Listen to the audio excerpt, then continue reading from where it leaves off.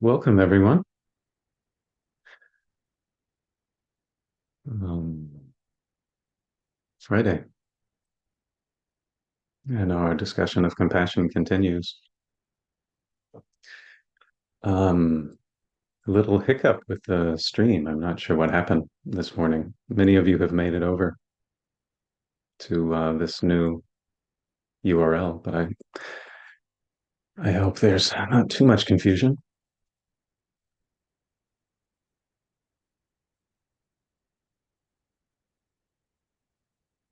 Spending 5 days practicing, thinking, talking, living compassion. So sweet, so sweet. Um, thank you for doing this. Thank you for your practice. Let's let's settle right into some meditation, and then we will bring our fifth session to its conclusion.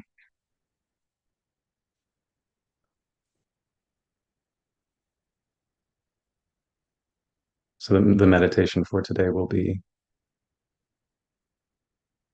maybe a simple one. We'll start as we have done with settling in this body, this mind, this heart. Then uh, gently call up compassion,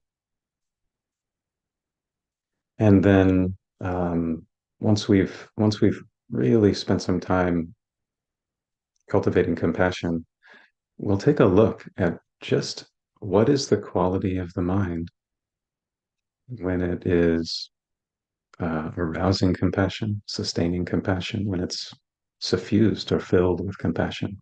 What are the qualities that are there? Let's start with the settling.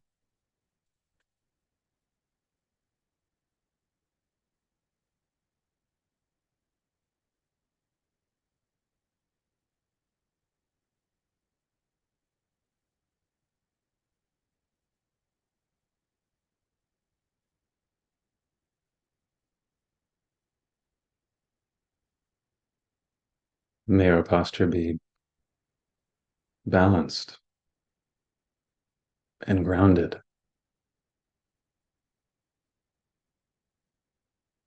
connected to the earth, of the earth.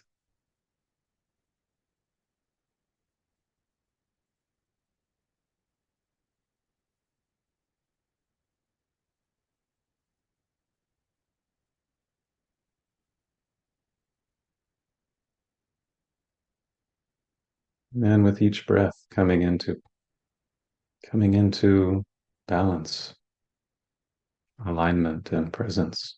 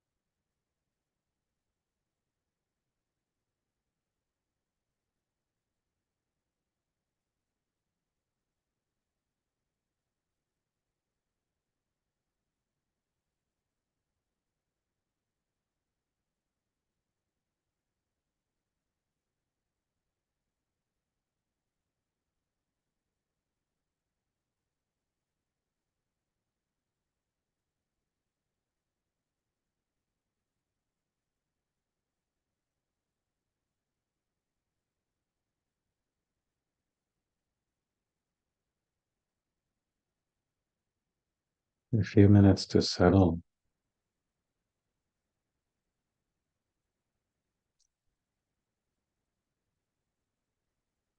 to be with the senses.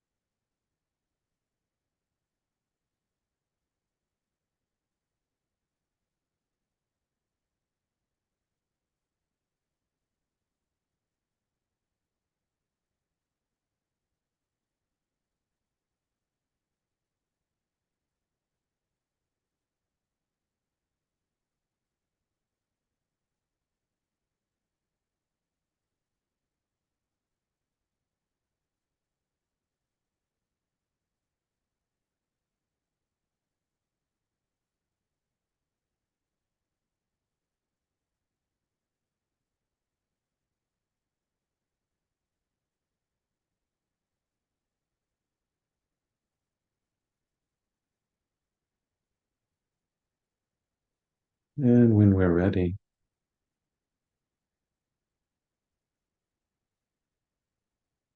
inclining the mind toward compassion, arousing compassion in the body, taking that attitude,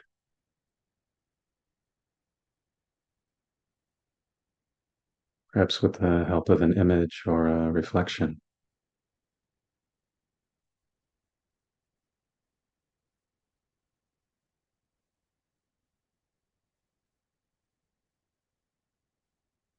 May we be free from suffering and harm.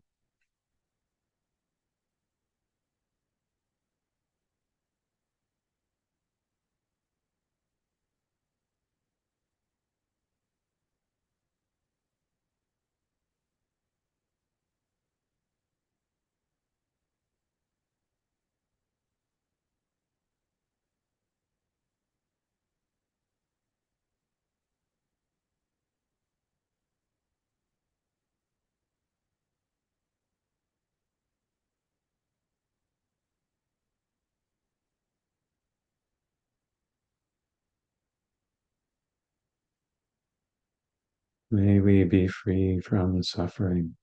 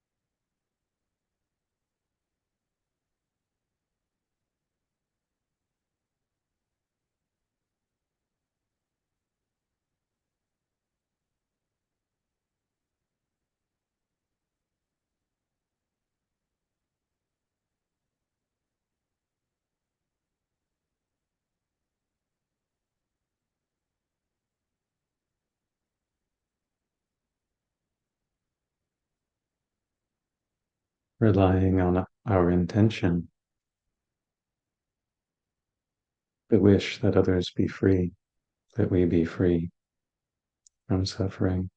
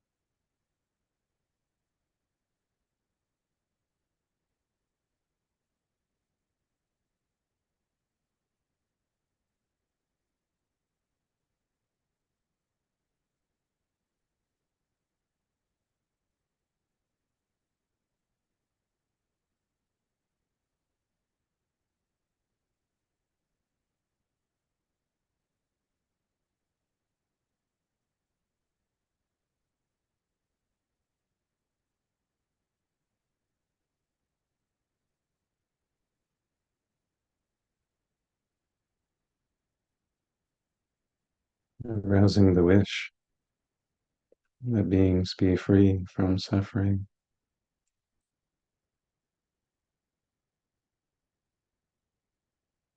Sensitive to the effect this has on our body and mind,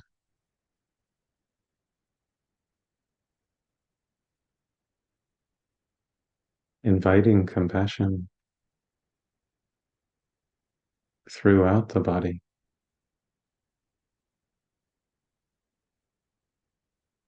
this kind care.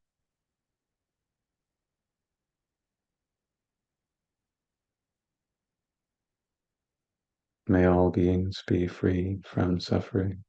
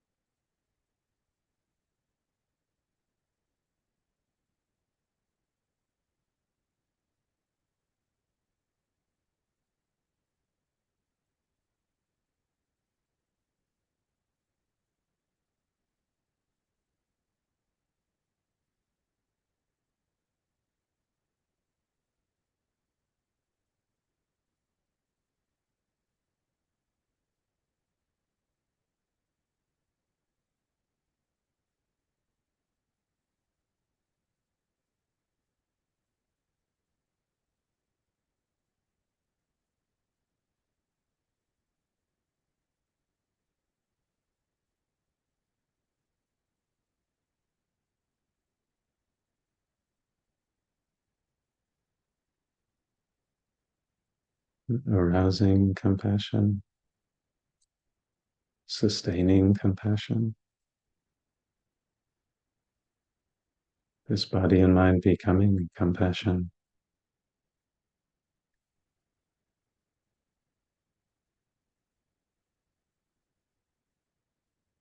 Now to bring in the question,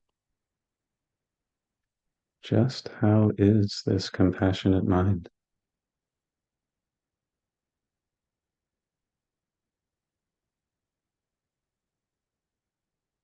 Bring in just a little bit of investigation, not to interfere with our practice of compassion, but to come to know it.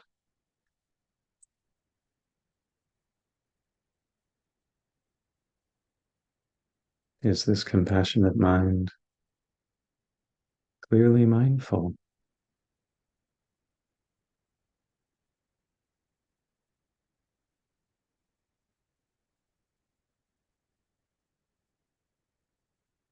How is its energy?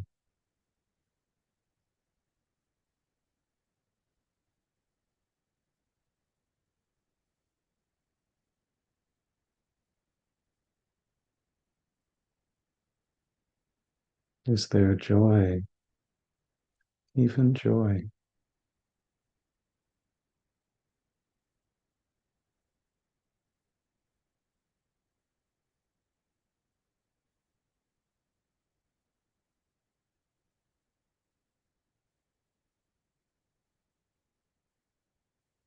Or is there a calm, balance, settledness?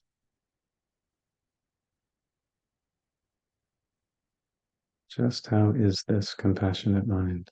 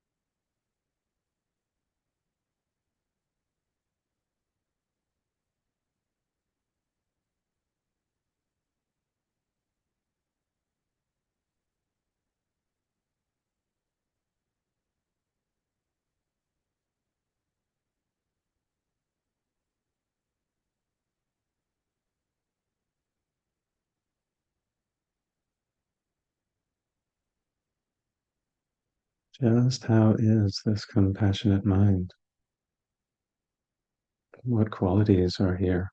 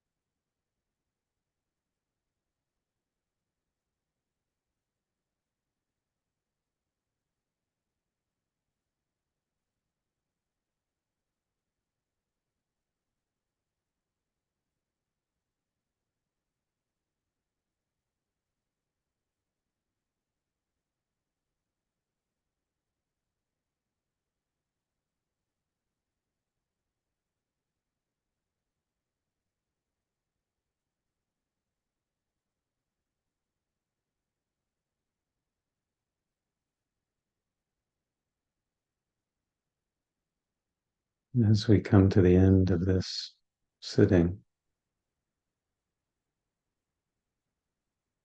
inviting ease and relaxation into this body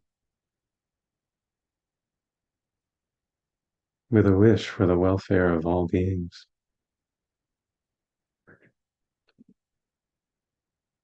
As we hear the sound of the bell,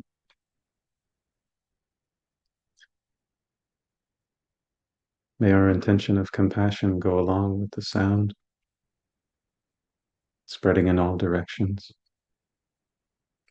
May all beings be happy, and may they be free from suffering.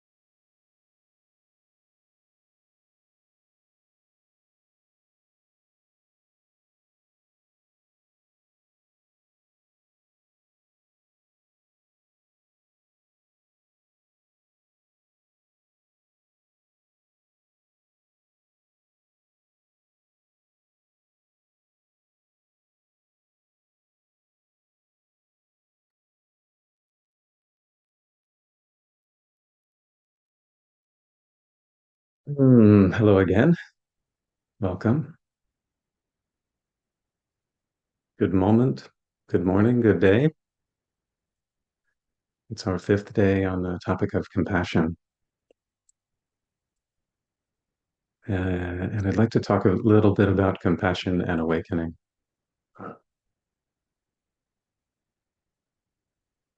Gosh, my curiosity is so strong. I wonder how it's been for you to see and practice bringing compassion into your worlds, each of our worlds. How has that been? Hmm. I wonder if there have been any moments in your week that stand out to you when you're bringing this attitude of kindness into your words and your thoughts and your deeds. Anyway, my curiosity is strong as we get started. We we've talked a lot about how the practical scope of compassion is this metta, loving kindness that can be expressed in all of our actions. And this is inspiring in part because it means that our compassion can be expressed through our conduct, and that we can bring our wisdom to recognize what we need, to recognize what others need, and to, in one way of speaking, live beautifully.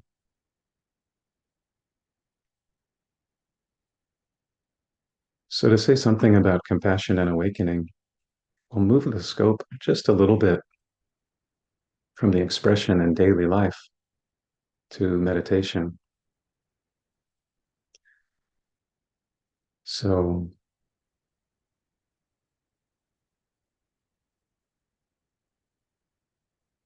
one of the things that makes compassion and the other Brahma Viharas, loving kindness, sympathetic joy, and equanimity, such powerful meditation practices, is they have this natural way that they can undermine some of the challenges that come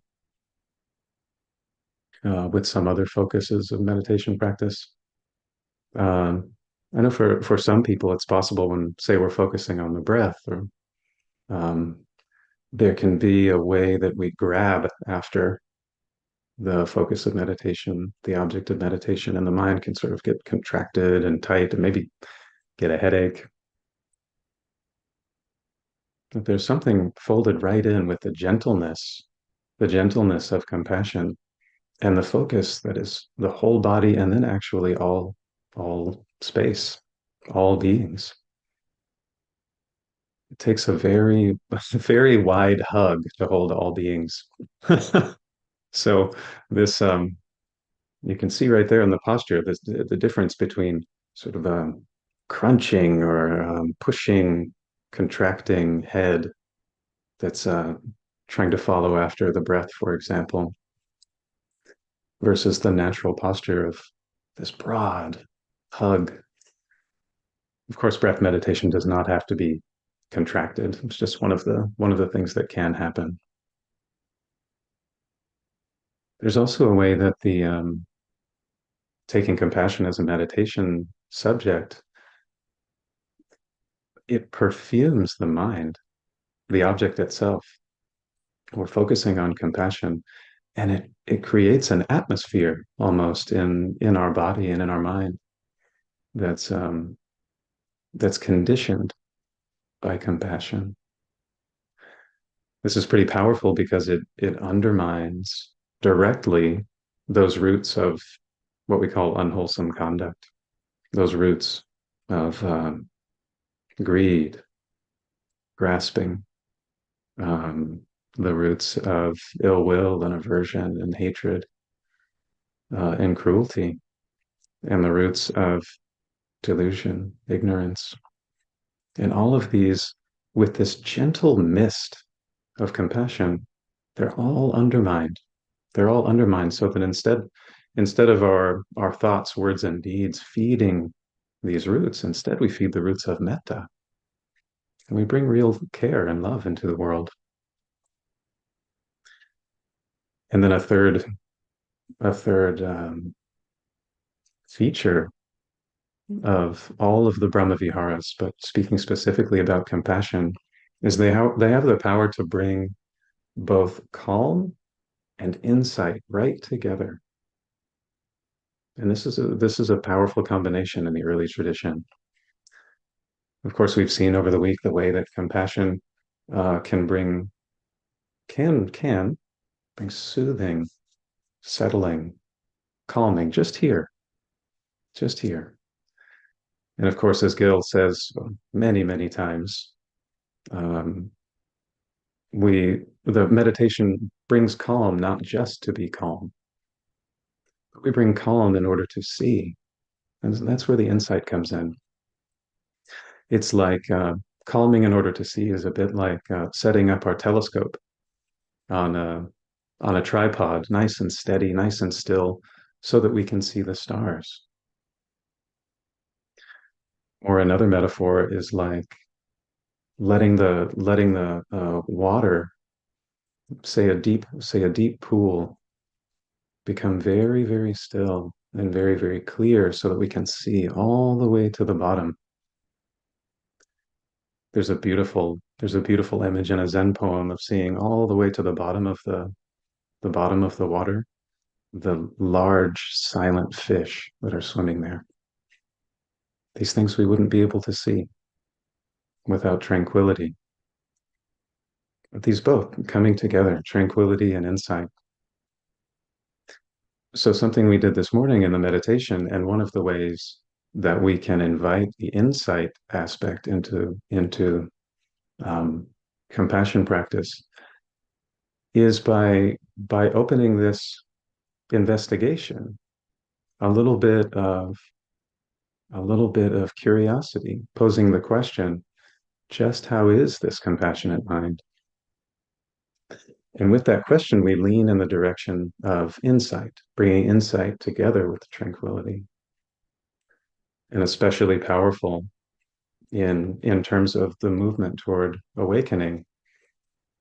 With a practice like compassion, we take a few steps in the direction of awakening um, by looking after the seven awakening factors. So, is there is there mindfulness in a compassionate mind, compassionate heart? Is there the second factor, which is investigation? This is the quality that asks, oh, what exactly is here? If mindfulness is the quality that knows what's here, investigation is the one that says, oh, what exactly is here? This investigation builds on with the next awakening factor. It takes some energy to look into the mind and the heart and do the meditation practice.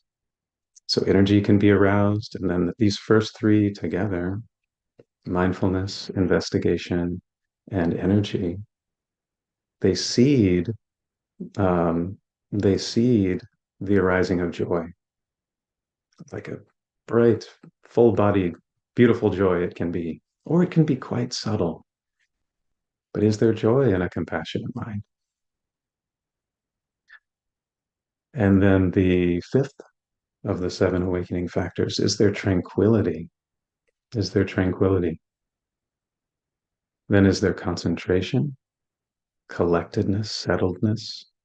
Here is the mind settling. And then the seventh is there mental balance, equanimity.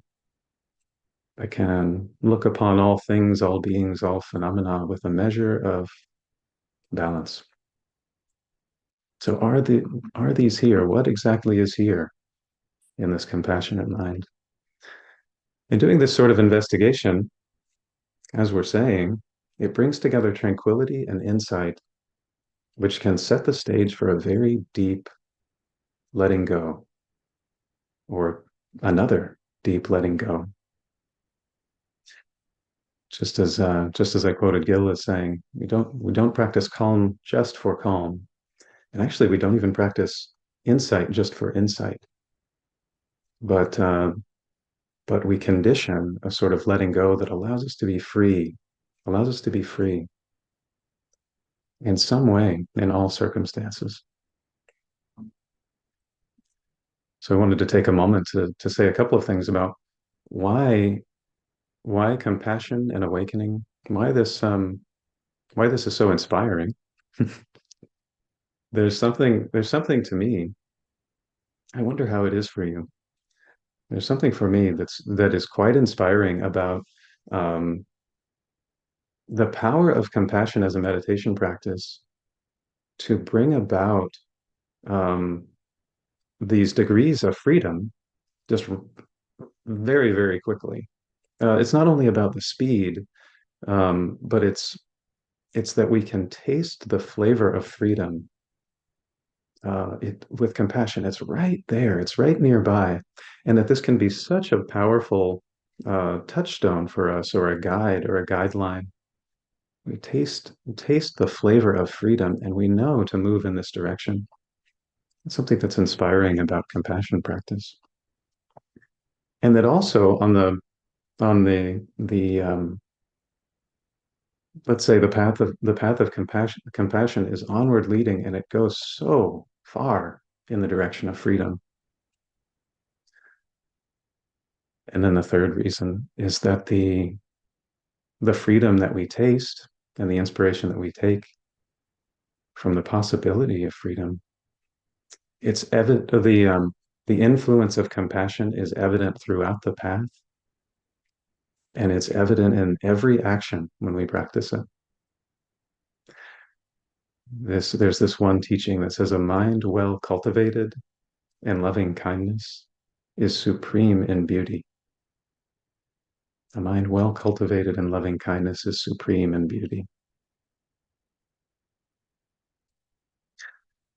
So over the last several days, we've covered a bit of territory, from compassion as it relates to deep rest and how to love sustainably, how to release the hindrances and practice seclusion, the importance of metta as a root for compassion, and then discussed the not self, and then how this path can lead onward in the direction of awakening. I'd like to close the series with an image.